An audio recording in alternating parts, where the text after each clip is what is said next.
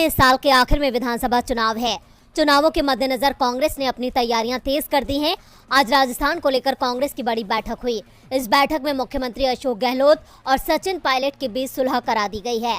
बैठक के बाद सचिन पायलट का बड़ा बयान भी सामने आया है।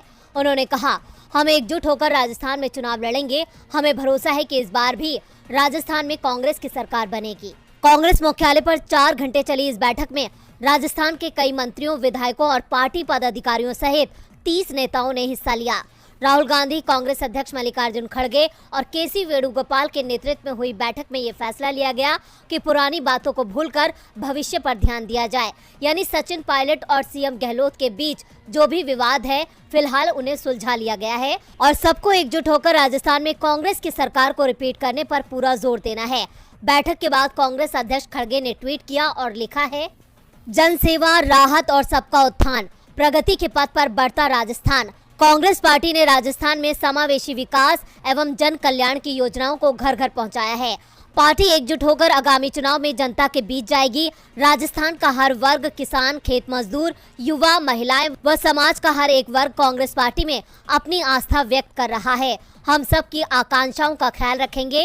राजस्थान का वर्तमान और भविष्य दोनों कांग्रेस के हाथों में सुरक्षित है। इस बार इतिहास बदलेगा। बैठक के बाद सचिन पायलट काफी खुश नजर आए, जिससे साफ है कि उनकी कई मांगे मान ली गई हैं और उन्हें जल्द ही बड़ी जिम्मेदारी दी जा सकती है। इस बैठक में उन्होंने कहा कि पार्टी अध्यक्ष ने मुझसे कहा है, जो बीत गई सो बात गई, अब जो पार्टी आला कमान कहेगा वो मंजूर होगा। इसके साथ ही मुख्यमंत्री अशोक गहलोत इस मीटिंग में वर्चुअल रूप से जुड़े थे। उन्होंने आला कमान को भरोसा दिया है कि प्रदेश में कांग्रेस के पक्ष में अच्छा माहौल है और पार्टी अगला चुनाव जीत सकती है।